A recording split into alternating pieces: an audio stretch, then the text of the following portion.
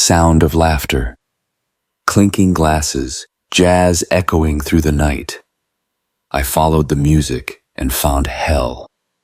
My wife paralyzed, starving, crawling on the floor for water, while my son, the boy I raised to be a man, was outside laughing with his friends drunk on champagne. The call wire was cut, the door locked from the outside. The woman I'd loved for 40 years, left to die 10 feet from her own family. That was the night something inside me broke. Not from grief, from fury. I'm Bruce Lawrence, and if you're hearing my story, hit like, subscribe, and tell me in the comments, what would you do if your own blood became the monster? Because that night, I didn't just come home early. I came home to war. I heard the laughter before I even reached the driveway. Not the kind of laughter you hear from joy, but the kind that grates loud, careless, detached from everything decent. It was my son's laugh, Ethan's, and that was the moment I knew something was wrong. The house was glowing like a resort at midnight. Jazz music spilled from the patio speakers, glasses clinking against each other, people talking too loud for a Friday night in a quiet Scottsdale neighborhood. I hadn't told anyone I was coming home. My flight to Chicago had been canceled 2 hours earlier because of a storm over O'Hare. I was supposed to be sitting in a hotel bar near the airport by now, reviewing contracts worth $2 million. Instead, I was standing in the dark, 5 hours of highway dust on my windshield, staring at my own house and feeling like a stranger in it. The whole way back, a thought had been eating at me. Around noon, Marion's nurse Linda had called to say she was quitting.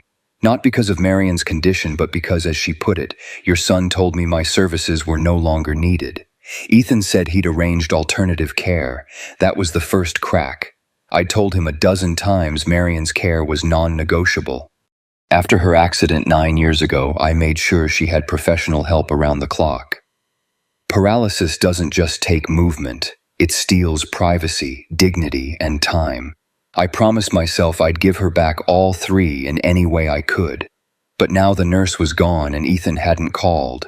The front gate was open. That was another red flag. Marion was obsessive about keeping it locked. It made her feel safe when I was away. I parked on the street, engine off, letting the sound of the night settle. From inside came a burst of laughter. Chloe's voice this time, followed by Ethan's, again mocking high on something. The faint smell of cigar smoke drifted through the desert air.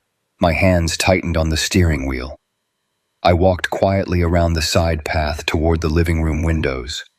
Through the glass I could see them, Ethan, my 36-year-old son, expensive shirt, unbuttoned halfway barefoot, a glass of wine in hand, and Chloe sprawled across our leather couch laughing at something on his phone. There were 2 other people I didn't recognize, maybe friends or colleagues, half drunk and oblivious, and in that same house, somewhere behind the hallway door, my wife. The woman who'd once played piano for half the city's fundraisers was supposed to be asleep, medicated, safe, except the light in her room was on. Something in me snapped to full alert. I slipped through the side entrance. My old security code still worked. The air inside was heavy, stale, not the usual scent of lavender oil and disinfectant.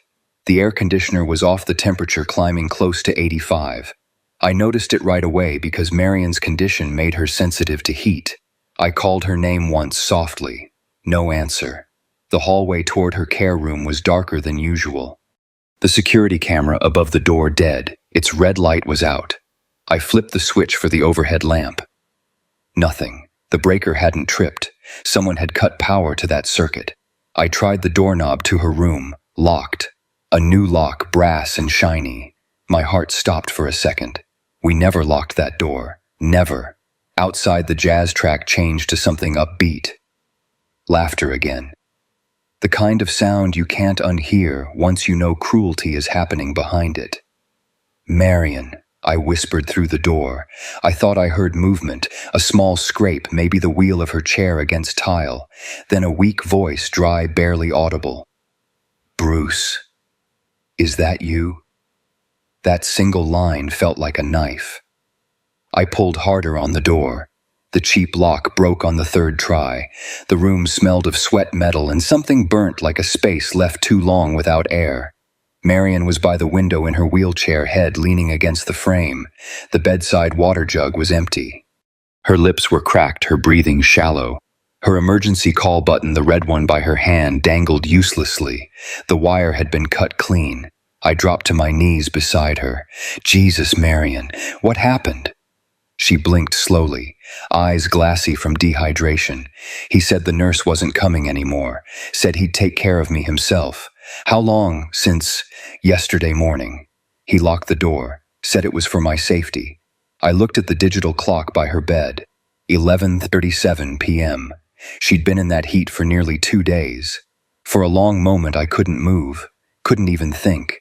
The man who built hospitals, who donated millions to health charities, who prided himself on control, had lost it all inside his own house. Then I saw it on the bedside table, half covered by a blanket. A stack of papers neatly clipped, a life insurance policy. My name forged in blue ink. The policy beneficiary, Ethan K. Lawrence. Value $3 million. I didn't feel rage right away. I felt cold, like someone had drained the blood out of me. Marion's fingers brushed my wrist. "Don't let him know you're here," she whispered. "He told them you were flying till Monday." I nodded, kissed her forehead, then adjusted her wheelchair toward the small fan near the window. I filled her glass with bottled water from my bag. She drank, trembling. "Stay quiet," I said. "You're safe now." Outside, a bottle shattered laughter again closer to the kitchen window. I peeked through the blinds. Ethan was pouring champagne for Chloe and their friends, telling a story I couldn't hear over the music. He looked relaxed, radiant, even like a man who'd just sealed the deal of his life. I could see my reflection in the window glass, and behind it him. My face worn, lined gray against his young and shining. We were two versions of the same man, separated by choices. I wanted to storm out there, grab him by the throat, demand why. But I didn't. I'd learned in business that emotion kills precision. And whatever this was, this betrayal, this madness, it needed precision. I turned back to Marion. She was already asleep, her breathing steadier. I lowered the blinds and stood for a moment in the dim light, feeling the weight of every promise I'd ever made her. Then I looked once more toward the patio where my son raised his glass under the string lights. The same hands that once built sandcastles with me now held the wine that celebrated his mother's suffering. I whispered to the empty room. That night, I realized my son wasn't just lost. He'd crossed a line no man should ever cross. And somewhere deep inside, a part of me, the father, the builder, the husband, began to crumble, making space for something colder, sharper, and infinitely more dangerous purpose. People like to call me self-made. I used to wear that word like a medal. It meant I'd earned every square foot of what I owned, every inch of glass and steel that carried the Stonebridge Development's logo. But standing in that silent room beside Marion's wheelchair, watching her chest rise and fall in shallow breaths, I realized something brutal.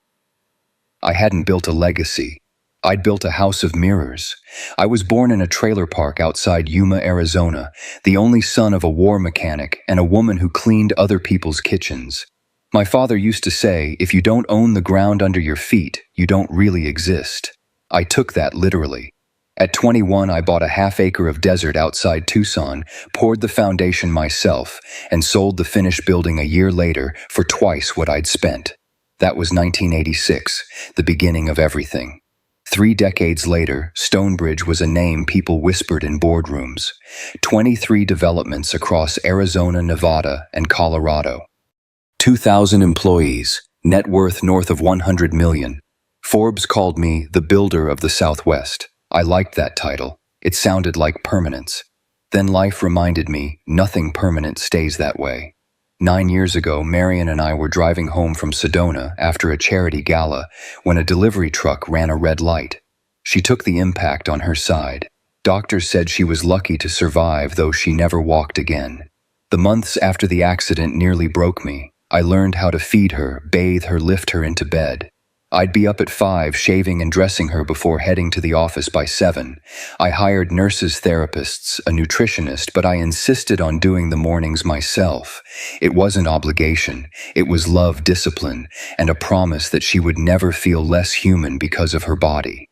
Our friends in Phoenix used to say we were the couple everyone wanted to be, him, the empire builder, her, the saint who survived tragedy with grace. Maybe that's why Ethan's downfall feels like more than betrayal.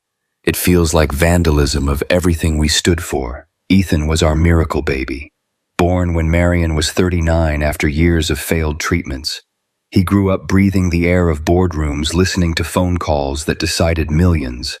I taught him the math of profit and loss before I taught him to drive. He watched me negotiate deals at our kitchen table while Marion cooked Sunday dinners. When I looked at him, I saw the future smarter, bolder, smoother than I ever was. He graduated from Yale, came back with a degree in business and a chip on his shoulder. He said the old ways were dead, that real estate was slow money. He wanted speed. He wanted risk. Cryptocurrency venture pools, Helix Capital, a private advisory group out of Los Angeles that promised exponential returns. I used to smile at his ambition. I told myself it was youth, that the fire would cool and he'd find balance. When he asked to take over as CEO at 34, I agreed. I kept 40% of the company and stepped back into the role of chairman, thinking it was time for the next generation. But within a year, the culture changed. The offices I'd built to feel solid and respectful turned glossy and loud. Ethan's new partners wore sneakers with suits and talked about liquidity events and strategic pivots. Our oldest employees started leaving. He said it was evolution. I told him it felt like infection. We argued, of course. Fathers and sons always do, especially when pride is the real language between them. But I never imagined malice. Never. Ethan was my blood. Then small things began to pile up, the kind you dismiss until they form a pattern. Marion told me she'd seen new accounts opened in the company's name. Auditors reported inconsistencies that didn't affect the bottom line. I caught Ethan lying once about a loan he'd personally guaranteed. He called it creative structuring. Still, I let it go. I told myself I was being old-fashioned, too rigid. I didn't want to become the bitter father who couldn't let go of control.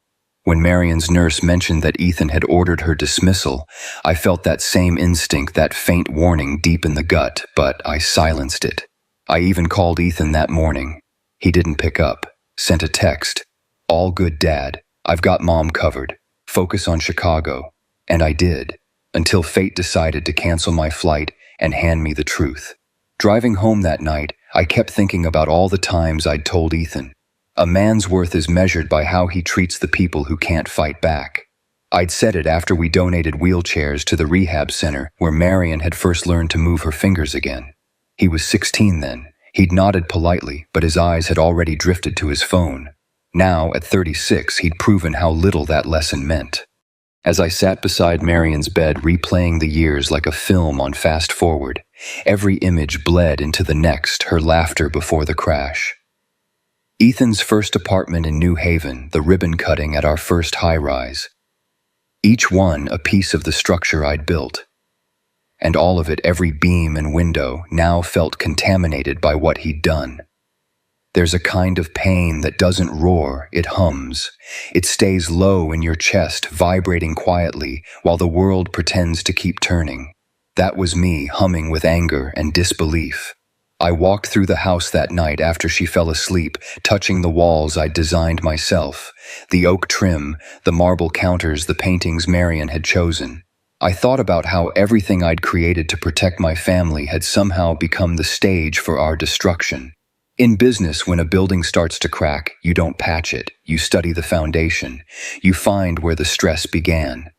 Standing in that hallway, I knew exactly where ours did in my pride. I'd built everything except humility. And now my son was dismantling it brick by brick, one signature at a time. When the first rays of dawn slid through the blinds, I made myself a cup of black coffee in the silent kitchen. The same counter where Ethan had once done his algebra homework was now scattered with empty wine bottles from his party. A champagne cork rolled under my foot. On the fridge, pinned with a magnet, was a schedule written in Chloe's handwriting. Monday, doctor assessment. Tuesday, file guardianship. My pulse slowed. Guardianship. That's when I understood the scale of it. This wasn't a careless act of neglect. It was a plan. I looked at the empty hallway that led to Marion's room and whispered, "You picked the wrong man to bury a live son." Because if there's one thing I know better than concrete and steel, it's how to rebuild and how to bring down a structure that's rotting from the inside. When I designed this house 20 years ago, I built it around Marion's future-wide hallways for her wheelchair ramps hidden under stonework, a room on the east side that caught the softest light of the morning. I wanted her to feel the sun before the pain. That room was supposed to be a sanctuary, but that night it felt like a prison. The first thing I noticed was silence, the kind that doesn't belong in a home that once echoed with piano notes and morning laughter. The air was still heavy, as if it knew something indecent had happened. The hum of the security system was gone. No beeps from the motion sensors, no blinking red light above the doorframe. I checked the main panel near the laundry room. Disconnected. Every camera feed in the East Wing had been offline for 48 hours. Someone had done it cleanly, like a professional cut. I moved down the hallway toward Marion's care room. My footsteps sounded foreign against the tile. The doorknob was colder than it should have been, new brass, still slick from factory polish. We never changed that lock. I leaned close, listening. Behind the door, the faint shuffle of a wheel, then her voice dry and small. "Bruce, is that you?" I swallowed the rising panic. "It's me," I whispered. "Don't move. I'm opening it." The door didn't give easily. Whoever installed the new lock hadn't bothered with subtlety. It was the kind you buy at a hardware store when you don't expect anyone to question why it's there. I forced it with a screwdriver from the hallway toolbox. The metal snapped, echoing through the house. The smell hit me first, sour air, body heat, an antiseptic gone stale. Marion was by the window, her wheelchair angled awkwardly toward the corner. The emergency call cord cut and curled on the floor like a dead snake. Her water pitcher was bone dry. I filled a glass from the bottle I'd brought from the car. She drank greedily, trembling eyes red-rimmed and exhausted. "He said it was for my safety," she whispered. "He said he needed to limit my movement while you were away, that the nurse made mistakes." I could hear the shame in her voice because kindness makes people blame themselves for cruelty. I touched her face gently, feeling the heat radiating from her skin. "You did nothing wrong, Marion. Nothing." Her lips twitched into something that wanted to be a smile but couldn't find the strength. "I knew you'd come back." I looked around the room. The blinds were drawn. The temperature monitor on the wall was blinking red 90 degrees. The AC vent had been shut. On the table beside her, a stack of papers sat neatly under a pen. I pulled them into the light. A life insurance policy, $3 million. My name forged across the signature line in a handwriting close enough to fool a bank clerk. Ethan K. Lawrence listed as beneficiary. For a moment, I didn't breathe. I stared at the paper as if it might rewrite itself into something less obscene. My own name looked like a mockery. I'd signed hundreds of contracts in my life partnerships, development deals, acquisitions, but never one that made my stomach turn. This wasn't business. This was premeditation. Outside, the jazz playlist shifted. Miles Davis. So What? The same track Ethan used to play when he wanted to sound sophisticated in college. Through the blinds, I saw him lift a glass sunlight from the patio lamps flashing against the rim. Chloe leaned into him laughing while one of their friends lit a cigar. The smoke curled upward, graceful and cruel. He looked happy. My son looked happy. I turned back to the policy. On the last page, a date signed 3 weeks ago. Around the same time, Marion's nurse was dismissed. Pieces started to align in my head with mechanical precision. Ethan shuts off cameras, changes locks, cuts cords, files for guardianship. Buys an insurance policy on his paralyzed mother. The pattern wasn't negligence, it was engineering. He was building his own structure, the kind meant to bury, not shelter. I opened the drawer of Marion's bedside table and found more evidence of quiet suffering. A notebook. Her handwriting was shaky but familiar. Ethan says I forget things. Maybe I do. Nav 4. He says water makes me nauseous. I don't feel thirsty, but my throat hurts. Nav 5. He said he'd fix the AC. Still hot. each entry shorter than the one before it, as if exhaustion had stolen the space between words. I closed the book and set it down carefully, the way you'd lay a body to rest. For years I'd believed my discipline could protect us from chaos. Control had always been my armor: numbers, schedules, contracts. But in that moment, staring at the evidence of my son's betrayal, I realized control can't defend against the people who live inside your walls. I walked to the window and pulled the curtain an inch aside. Ethan raised his glass again, toasting something invisible. Chloe clapped. Their friends cheered. The patio lights reflected in the glass, doubling his image over mine. For a moment it looked like he was standing inside my reflection, drinking my life. I whispered, not loud enough for anyone but the house to hear, I built everything so my family could live safe. Now my own house is a cage. The words hung there, heavy, metallic. I turned back to Marion. Her eyelids fluttered. She was half asleep, body finally cooling under the gentle breeze from the fan I'd reconnected. I touched her hair the way I used to when she played piano after dinner. Then I looked again at the lock, the forged signature, the cut cord. Evidence. Proof.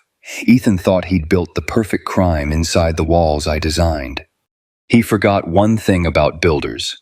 We understand load-bearing structures, and we know exactly where to hit when something needs to collapse. I picked up the forged papers, folded them carefully, and slid them into my briefcase. Then I checked the clock, 12:42 a.m. By dawn, I would know exactly how deep his foundation of lies went. By sunrise, the house was quiet again. The kind of quiet that follows after a storm but still smells of lightning. Marion slept through most of the morning, her pulse finally steady. I left a note by her bedside. Don't open the door for anyone but me. Then I went to the one place in the world that had always felt like control: my office. The Stonebridge headquarters sat 15 miles north of the house, a glass and concrete monument to ambition. I used to love the sound of my shoes echoing through the marble lobby before anyone else arrived. It made me feel like the building itself was waiting for orders. But that morning it felt different, hollow, watchful. The receptionist looked surprised to see me. "Mr. Lawrence, you weren't scheduled today."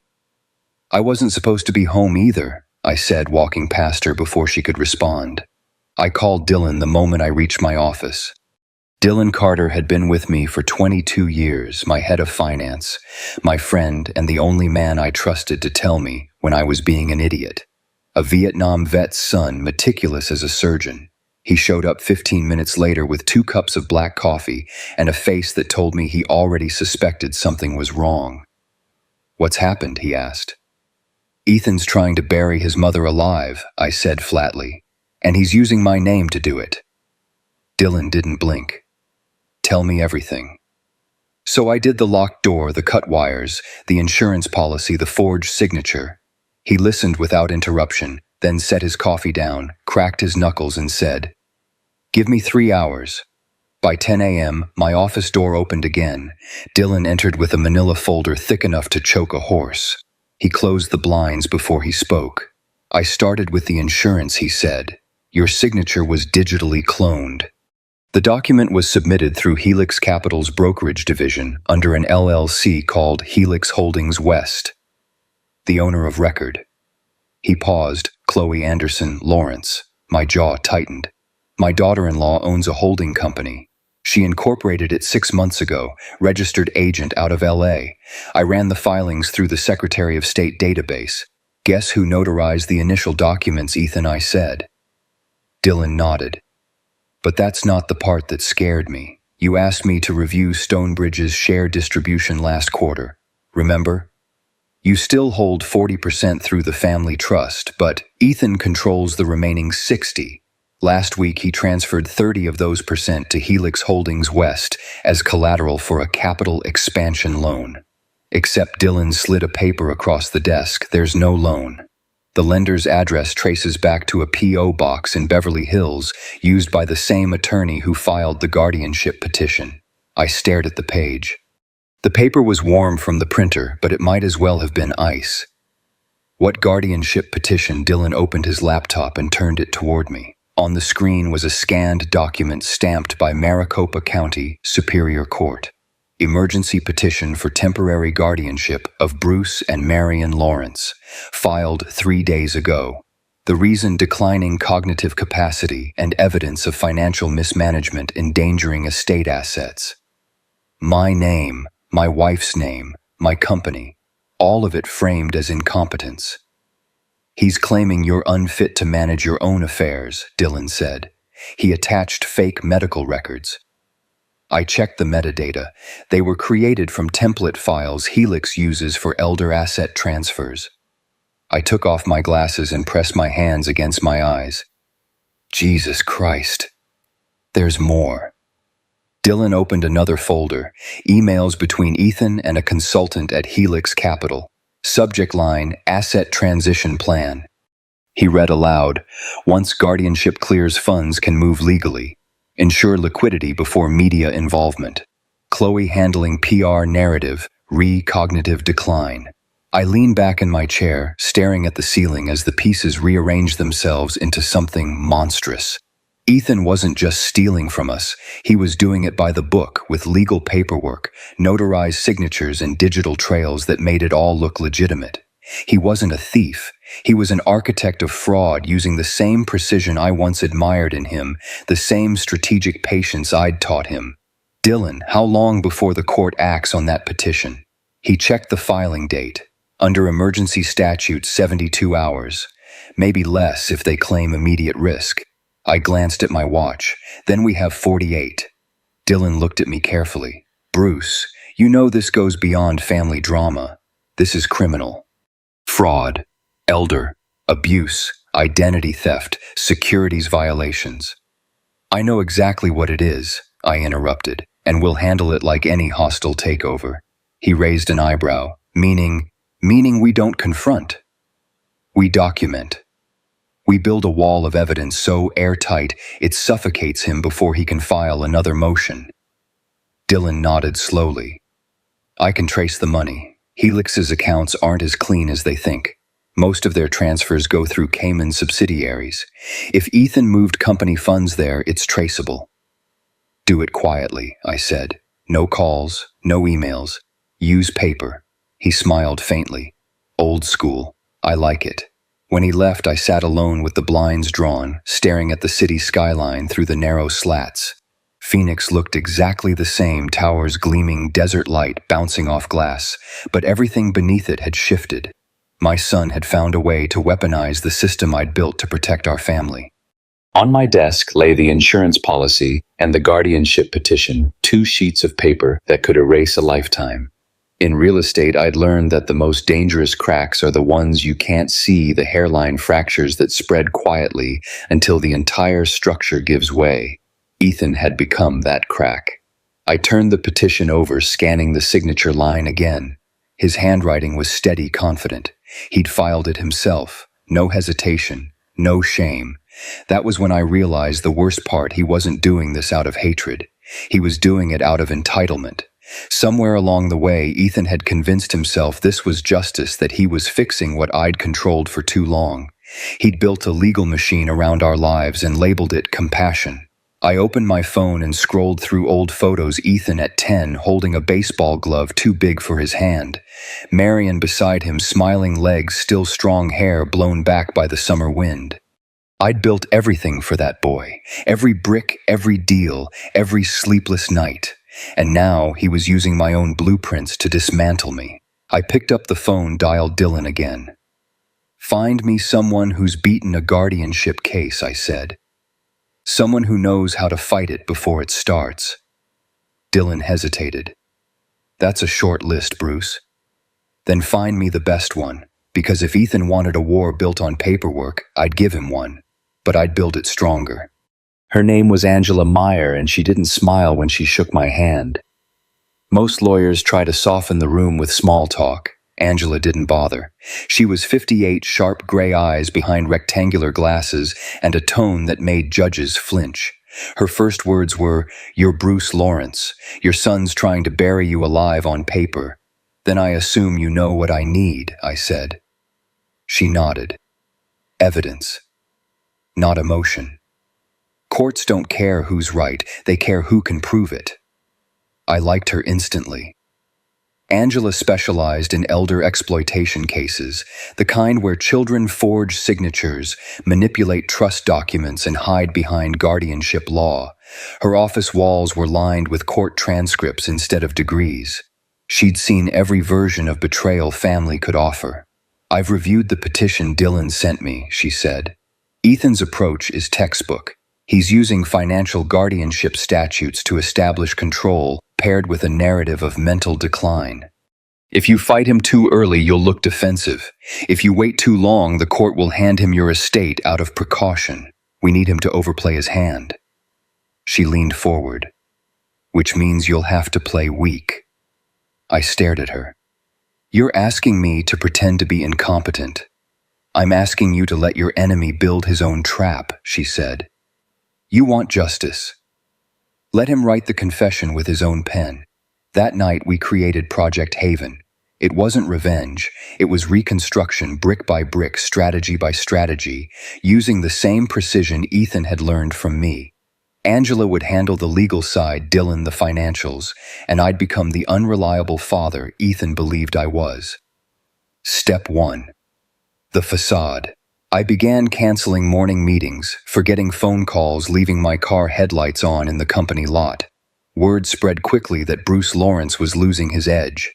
Dylan leaked just enough of those rumors to Ethan's network at Helix Capital.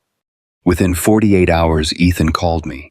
"Dad, you okay?" Chloe said, "The board's worried about you." I let silence linger before answering. "Maybe I'm just tired, son. Been running this company too long." He softened instantly. Pity, the sweetest scent to a predator. "You've earned rest, Dad. Maybe let me handle things for a while." Step 2. The bait.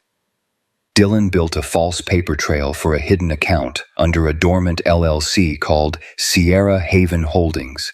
It showed a $5 million balance in liquid reserves tied to my personal authorization.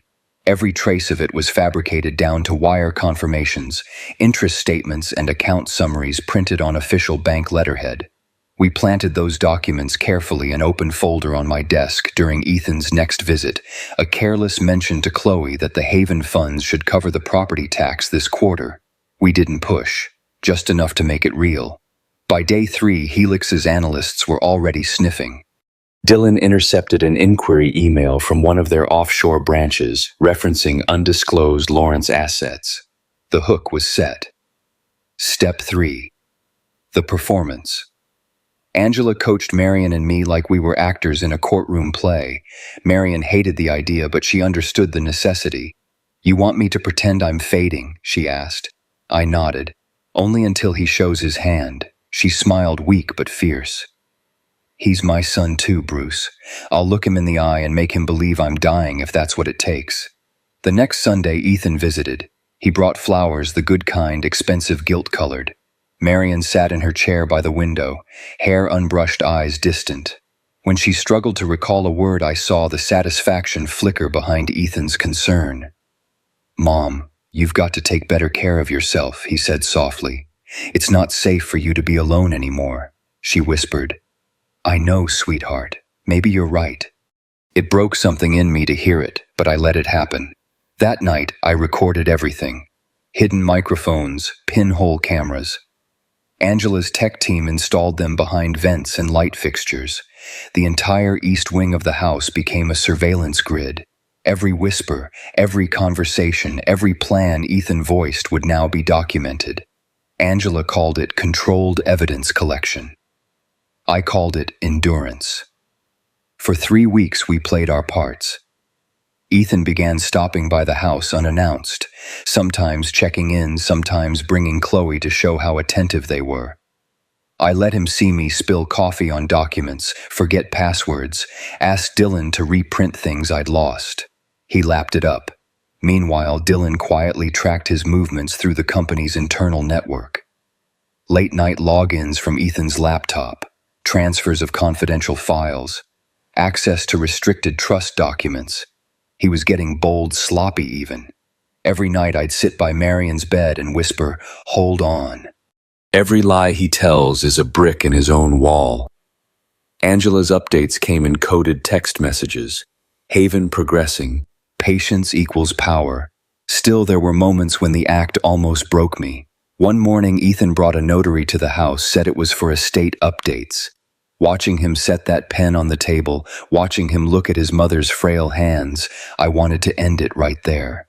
To stand up and roar that I knew everything, that I wasn't weak, that he'd pay for what he'd done. But Angela's words echoed in my mind. Courts don't care who's right. They care who can prove it. So I signed my name shakily on a fake document Dylan had prepped, meaningless paperwork that would lead Ethan further into the illusion. He smiled, thanked me, and left. When the door closed, Marion looked at me with tears in her eyes. "He doesn't even look guilty," she whispered. "No," I said, "because he doesn't think he's a villain. He thinks he's saving us." That night, I reviewed the footage with Angela. Every interaction recorded, every forged reassurance, cataloged, every smirk immortalized on digital tape. "Let him file the final motion," Angela said. "Once he puts his name on the guardianship transfer, we'll bury him in his own paperwork." In the weeks that followed, Ethan's confidence grew, while mine visibly declined, at least on the surface. The transformation was convincing enough that even the housekeeper started whispering. I moved slower, answered calls with hesitation, feigned confusion over simple things. Marion played her role too, speaking less, sleeping more, letting the world believe she was slipping. But beneath the surface, our plan solidified like concrete. Every lie Ethan told added another layer of proof. One evening, while I sat on the porch pretending to doze, I overheard him talking to Chloe inside. "Once the guardianship clears, funds can move legally. Dad won't even know." The words cut through me, but they were perfect. Recorded, time-stamped, admissible. Project Haven was working. I thought about what Angela said the first day we met. Let him write his confession with his own pen. He was doing exactly that. And when the ink dried, I'd be waiting not as the broken old man he imagined, but as the architect who knew exactly where to strike when a structure had gone rotten. A week later, Ethan arrived with a man in a navy suit carrying a leather briefcase and the confidence of someone who'd rehearsed his role. He introduced him as Dr. Lowell, a specialist in geriatric cognitive evaluations. I knew the type, not a doctor of compassion, but a bureaucrat of convenience. "Dad, this is just a routine check," Ethan said, his tone syrupy and casual. "Standard procedure before the court finalizes the guardianship paperwork. Nothing to worry about. Guardianship." The word tasted like ash. I pretended confusion, squinting at the clipboard the so-called doctor held. "I already had a physical last month." "This isn't medical," Ethan replied. "It's psychological. Just a few questions to make sure you're managing okay." Behind him, Chloe smiled tightly, the way people do when they're sure the win is already in motion. Angela had predicted this exact scene down to the hour. The night before, she'd sent a single text: "He'll bring an evaluator. Be ready." So we were. Angela arrived earlier that morning, disguised as a technician from the home security company, her dark hair tucked under a baseball cap, badge clipped to her belt. Beside her was Janet Ortiz, an investigator from the Federal Financial Crimes Division. Janet looked younger than she was, mid-40s, sharp eyes that missed nothing.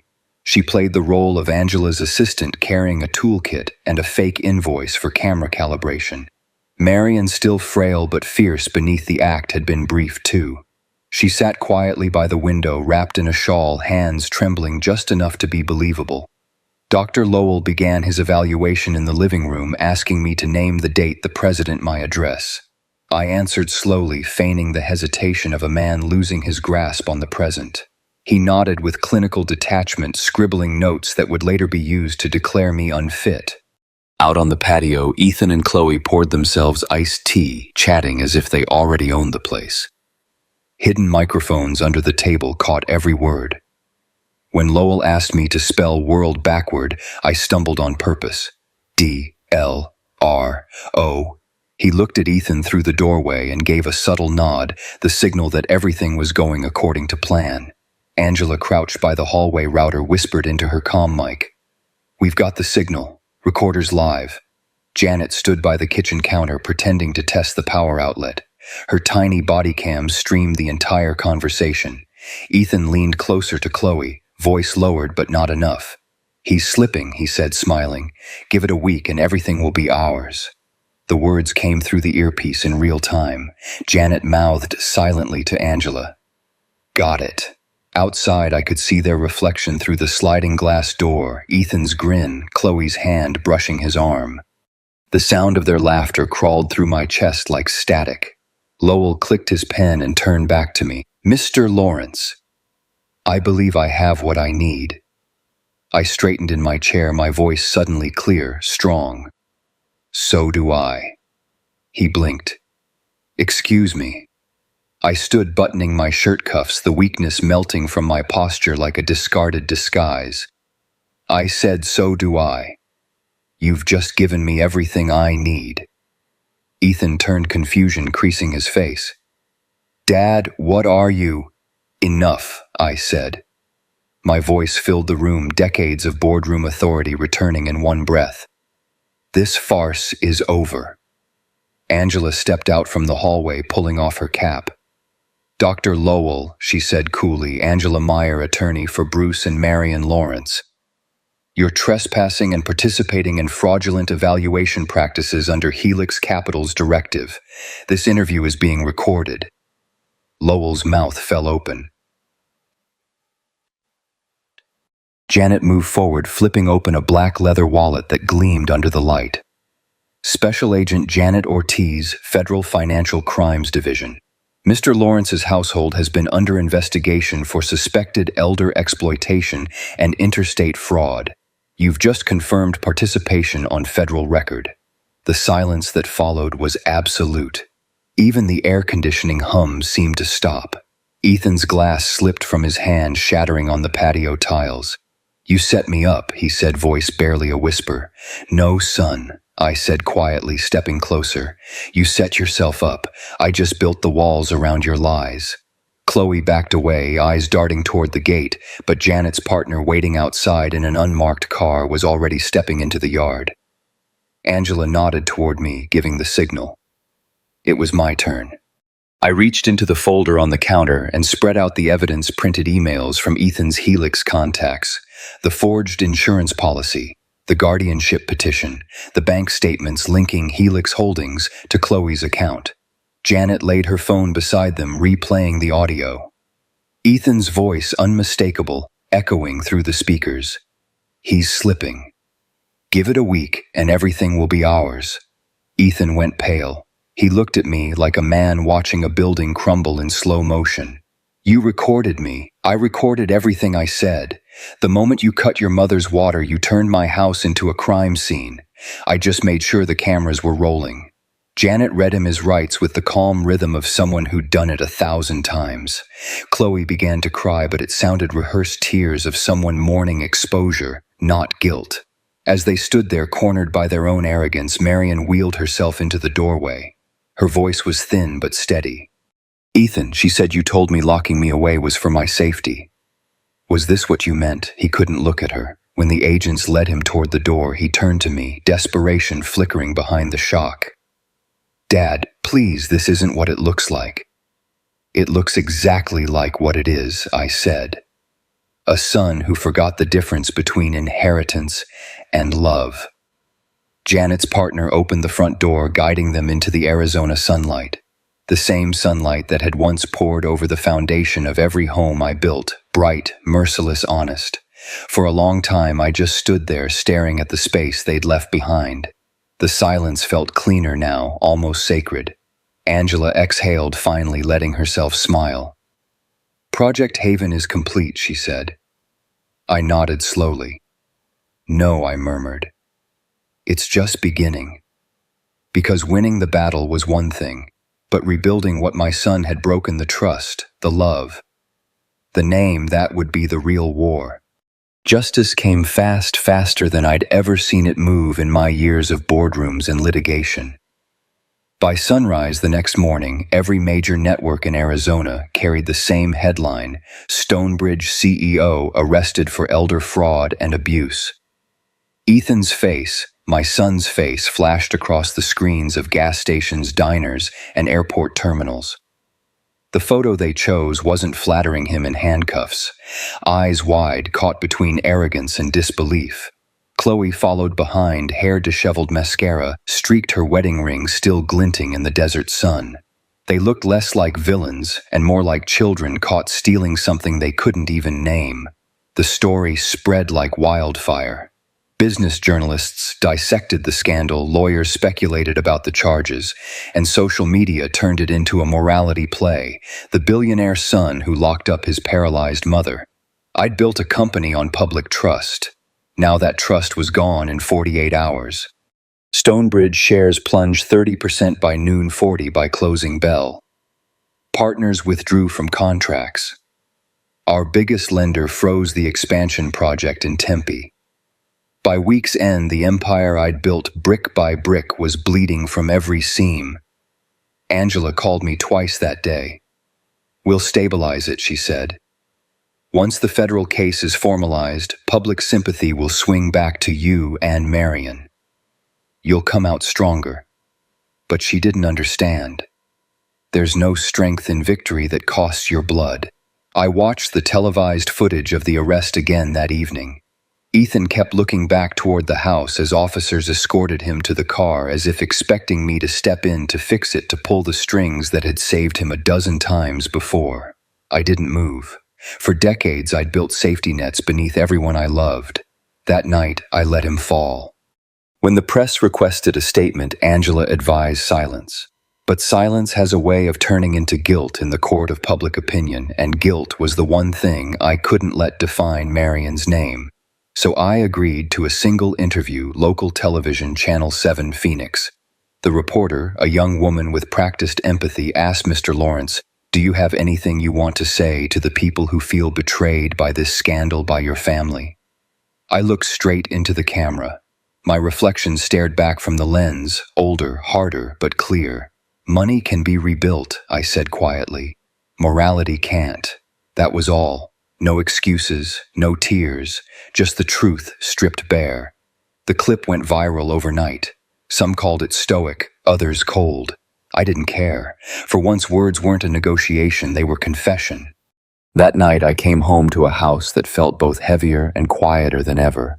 The string lights in the garden, the same ones that had glowed during Ethan's parties, were gone. Only the hum of the refrigerator and the slow rhythm of the clock filled the silence. Marion was asleep in her room, bathed in the soft blue glow of the night lamp. Her face looked peaceful, younger, somehow freed from the fear that had haunted her for weeks. I sat beside her and watched the steady rise and fall of her chest. This was what we had fought for, not vengeance, not wealth, but peace. The kind that costs more than any fortune can repay. Still, I couldn't sleep. Justice had arrived, but trust had not. I wandered the halls of the house, each picture frame a memory turned relic. Ethan as a boy holding a baseball glove. Marion on our wedding day, sunlight catching in her hair. The three of us at Stonebridge's grand opening in 2002. I used to believe those photos captured permanence. Now I knew better. They were snapshots of innocence right before the cracks appeared. At midnight, I poured myself a whiskey and stood by the window overlooking the garden. The same garden where Ethan had laughed while his mother lay thirsty behind a locked door. I thought victory would feel clean. It didn't. It felt like ash, like the end of something that once mattered too much. Somewhere in the distance, a coyote howled. The sound carried through the still desert night, sharp and lonely. I whispered into the glass pane, maybe to myself, maybe to the ghosts that now filled this house. We won, Marion, but it doesn't feel like winning. And in that reflection, the old man with tired eyes standing in the ruins of his own design, I realized that justice is only half the cure. The other half is forgiveness. And that part hadn't come yet. The house became a hospital before it became a home again. After the trial, Marion's doctors insisted on restarting physical therapy. The sessions were long, slow, filled with the muted groans of pain and the metallic click of the brace. Each morning, 2 nurses came at 7 sharp, helping her stretch her legs, lift her arms, retrain muscles that had forgotten their purpose. Progress was measurable, but peace was not. At night, she still woke gasping, sometimes calling my name, sometimes whispering, "Don't lock the door." The nightmares came without warning.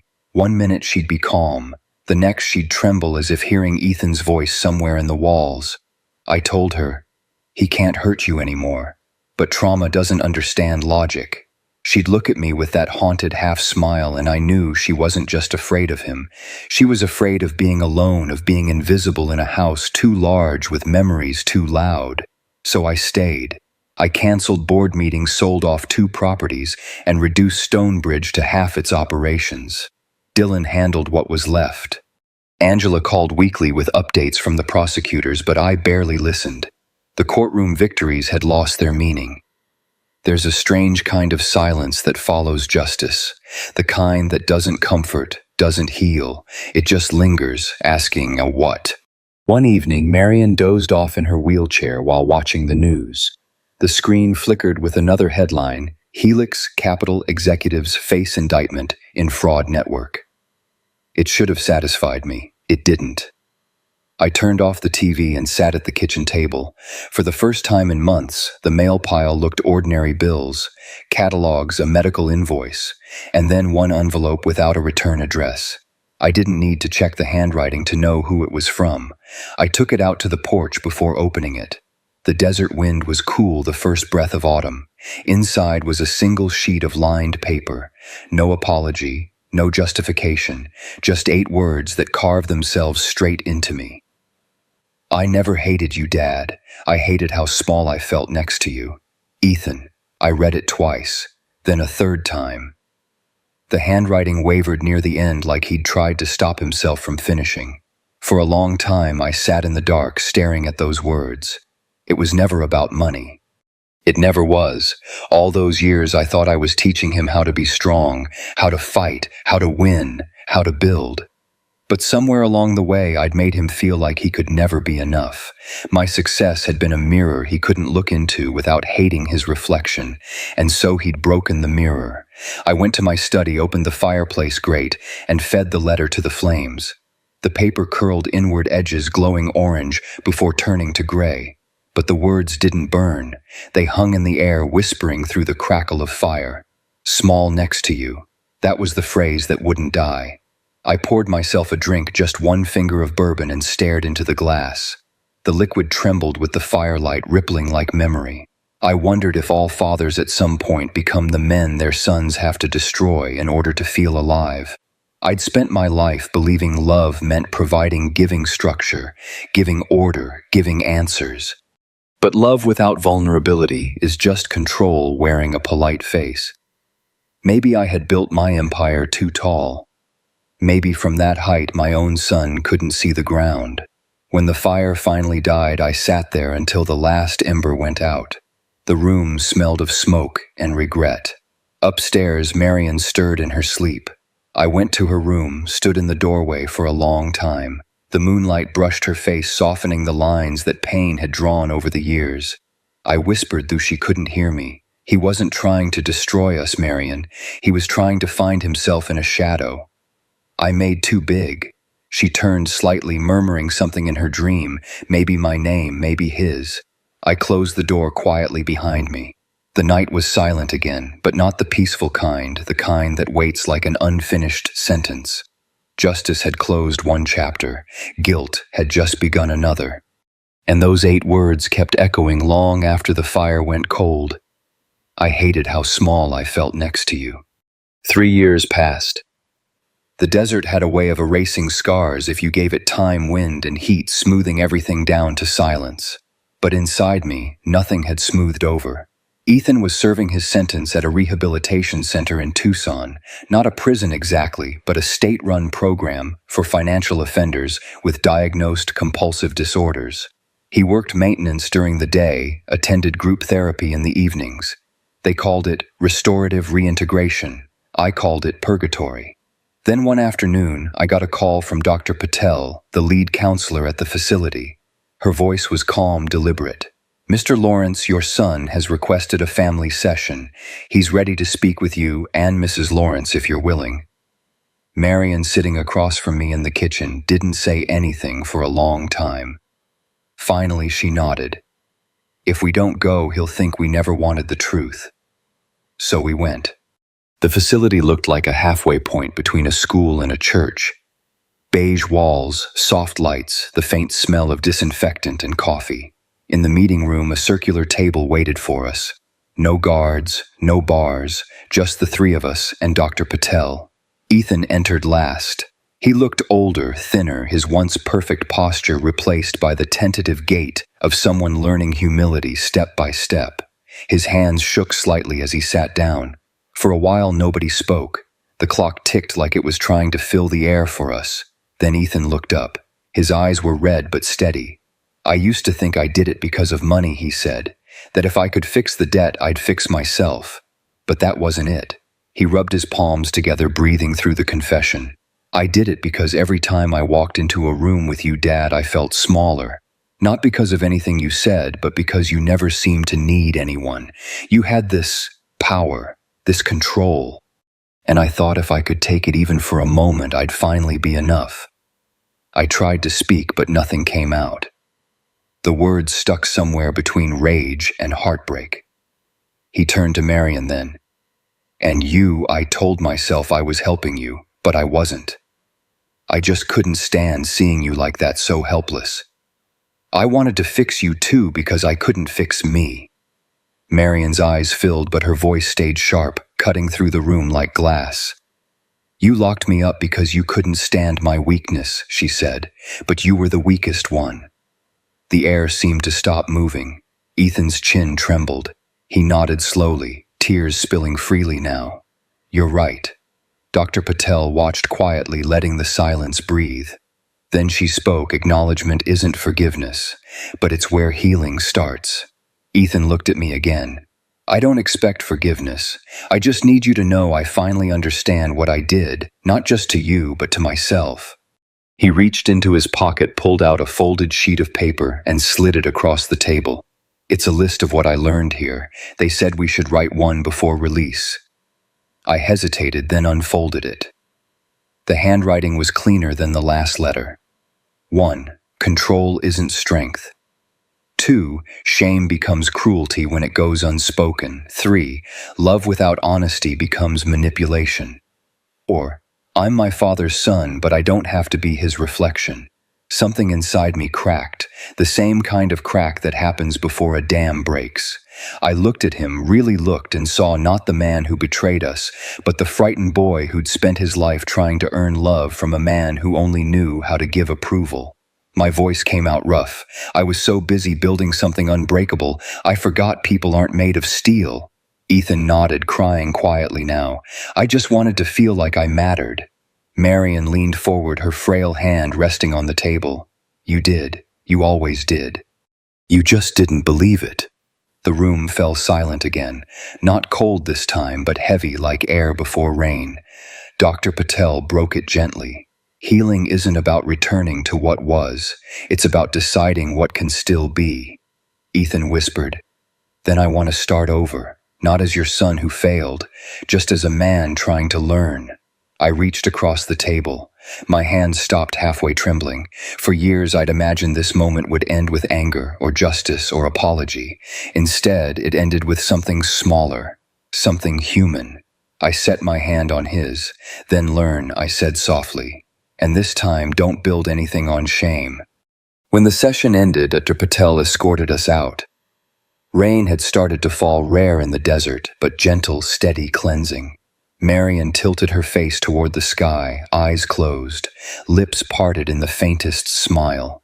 In the parking lot, I looked back through the glass. Ethan was still sitting at the table, staring at the empty chairs where we'd been. He looked lighter. Not forgiven, not redeemed, but lighter. And maybe that was enough for now, because forgiveness, like recovery, isn't a verdict. It's a decision you have to make every day, even when the rain stops. 4 years later, the desert had softened again. The dust storms came and went, the seasons turning like slow forgiveness. Marion was still in physical therapy, but she'd regained enough strength to transfer herself from chair to bed, to stand for a few moments on her own with the help of parallel bars. Her sessions now took place at the Desert Haven Rehabilitation Center, a quiet complex on the outskirts of Tucson surrounded by low stucco walls and flowering mesquite. The air smelled of citrus and sun-warmed stone. And that was where Ethan worked. He'd been released 2 years early for good behavior, taking a maintenance position at the same facility that had once helped him rebuild his mind. No fanfare, no headlines, just quiet work fixing leaks, repainting walls, trimming hedges. The kind of tasks that made a place run without anyone noticing.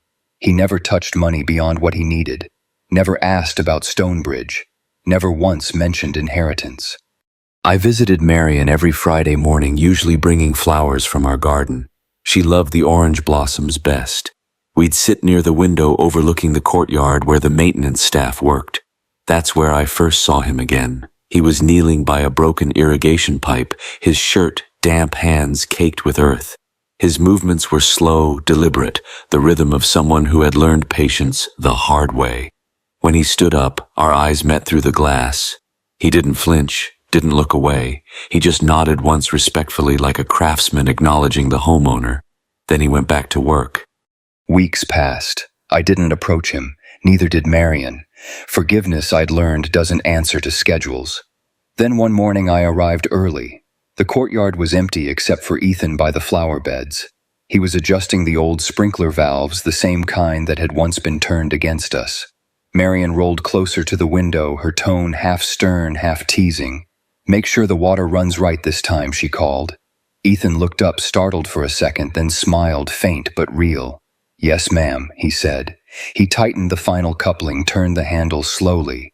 The water sputtered once, twice, then flowed in a steady, even stream across the beds. The soil darkened, the leaves glistened, and a soft mist rose under the morning sun. For a moment, no one spoke. Marion's eyes welled not from pain, but from the simple beauty of something working again. The same garden that had once borne witness to betrayal now shimmered with renewal, not in grand gestures, but in the small sound of water finding its way home. I stood a few feet behind her, watching through the window, my reflection overlapping with Ethan's in the glass. Father and son divided by years and choices, yet both still there, tending to what remained. I found myself whispering not to him, not even to her, but to the morning itself. Maybe forgiveness isn't spoken. Maybe it's built one small repair at a time. Ethan turned the valve gently, testing the pressure, making sure the flow held steady. The air shimmered with sunlight. Marion smiled, resting her hand on the window frame, her voice barely a breath. "It runs just right." The camera. If life were a film, would have pulled back then. The courtyard widening, the light spilling across the tiles, the water threading through the garden like veins carrying new life into old roots. No apologies, no dramatic reunions. Just 3 people standing in the quiet aftermath of years that had finally learned to be kind again. And as the morning light flooded through the glass, I felt something inside me unclench. Not joy, not relief, but peace. The kind that doesn't erase pain, only softens its edges.